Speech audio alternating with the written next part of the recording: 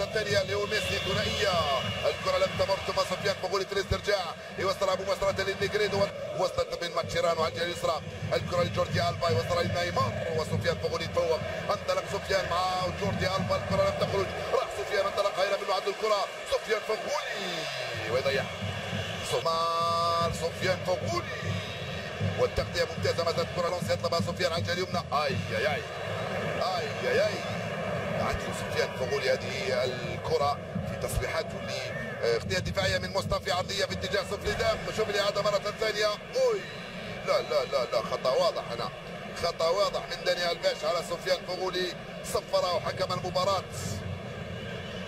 الاصطدام في الركبة، وتعرفوا بأن الركبة من أكثر الأماكن حساسية بالنسبة للاعب كرة. الكرة طريق ويلعبها لسفيان فغولي، انطلق عنده الكرة سفيان يلعبها كرة ممتازة مع رجعت لسفيان مرة ثانية، كرة خطيرة لفالنسيا فغولي في 28 دقيقة، لا أدري كان هذا رقم قياسي أم لا، المهم لو تدخل هنا، تقديم الرجل من جوردي ألبا من أمام سفيان فغولي، قلت بأنه 5 بطاقات صفراء في 28 دقيقة. الكرة تلعب على الجهة اليمنى، سفيان فغولي، سفيان عنده الكرة يفضل المراوغة، يرجع للخلف الركنية، الكرة خارجة ستكون أرضية، كرة كاد يلحق عليها سفيان ثم نيمار، وصلت لجوردي ألبا على الجهة اليسرى، المرور من سفيان فغولي لكنه لا كرة بوسكيتس ضاعت، كرة عرضية لسفيان فغولي مع جوردي ألبا، هايلة اللعبة هذه مباشرة لخفيف وزع في القائمة الثانية لسفيان فغولي بالراس،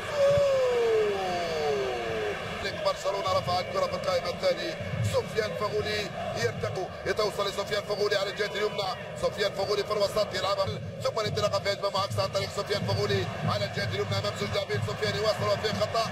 الحكم يقول لا، لم أصفر في الأول، لا أصفر هنا في الثانية. كان عند حكم المباراة سفيان فغولي من أمام جيريمي ماتيو يتفوق، ولكن بيكي وصلت لسفيان فغولي، الحكم سيصفر، عنده الكرة سفيان بول، كرة في الوسط لصالح ليو ميسي، حب يغطي الكرة لم يتمكن منها عند رقم سفيان فغولي، عنده الكرة سفيان من هناك مع جوردي ألبا، يتريث سفيان يرجع للخلف اللي مدافع باراغان وسفيان، باراغان الى الكرة دخل سفيان فغولي، هنا وصلت الكرة صعبة لصالح فالنسيا والدفاع يتدخل، ربط سفيان فغولي ولحقها سفيان، هاي الكرة سفيان أرضية، التوزيعة من سفيان فغولي والعملاق جيريمي ماتيو ينقذ الموقف ويخرج الكرة مباشرة للتماس للركنية لصالح فريق فالنسيا. مشاهدي الافاضل مقابل ركنيتين لفريق برشلونة تنفذ في القائمة الأول، ما زالت الخطورة لصالح نيجريدو، رجعت لسفيان فغولي مرة ثانية، سفيان يرفع الكرة في القائمة الأول، خطيرة الدفاع فيها خارج القواعد، كانت في البيستايا بفالنسيا، الكرة لسفيان فغولي ترجعها وانطلاقة من هناك عن طريق كرة بالراس، وانطلاقة من هناك من سفيان فغولي من أمام جيريمي يتفوق عليه ويخرج على التماس، يقول حكم المباراة في فالنسيا كأن المدرب نونو اسبيريتو سانتو يشعر بأن سفيان قادر يفعل شيء في بداية هذا الشوط الثاني. لا وانطلاقا من هناك من سفيان فغولي، الكرة صعبة لصالح فريق فالنسيا، سفيان أرضية للركنية، سفيان أرضية للركنية، لم نشاهد كيف كانت اللقطة وكيف كانت الانطلاقة، الشيء الأكيد أن سفيان تاع الشوط الثاني. شوف الإعادة مرة ثانية لهذه الركنية أمام ريال مدريد، ويفعلون هذا في المباريات المحلية. من هناك سفيان فغولي ياخذ كامل وقته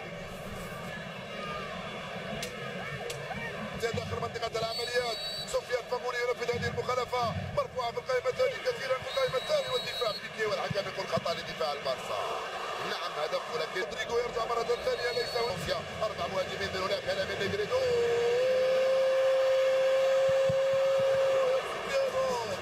ضاعت من سفيان فغولي فرصة فتح مجال التسجيل، اللعبة من نيجريدو من سفيان فغولي من هناك على الجهة اليمنى، سفيان معاه المدافع جوردي ألبا ينتظر المساندة، خرج من هناك باراغان، سفيان لباراغان، برشلونة في البيستايا يحقق انتصاره الثاني والثلاثين، الكرة من ميسي، نيمار الأول وبوسكيتس الثاني، هدف قوي جدا، هدف بقوة كبيرة من فريق برشلونة، التعادل كان منطقي ومنصف، ولكن الكرة غدارة، هكذا فريق برشلونة فعلها عن طريق ميسي لنيمار، صدها الأولى الحارس والثانية لم يقدر. هل استفاق عناصر فالنسيا على هذا الهدف؟ لا أعتقد أنهم سيسقطون كلهم عندما يصفر الحكم نهاية هذه المباراة.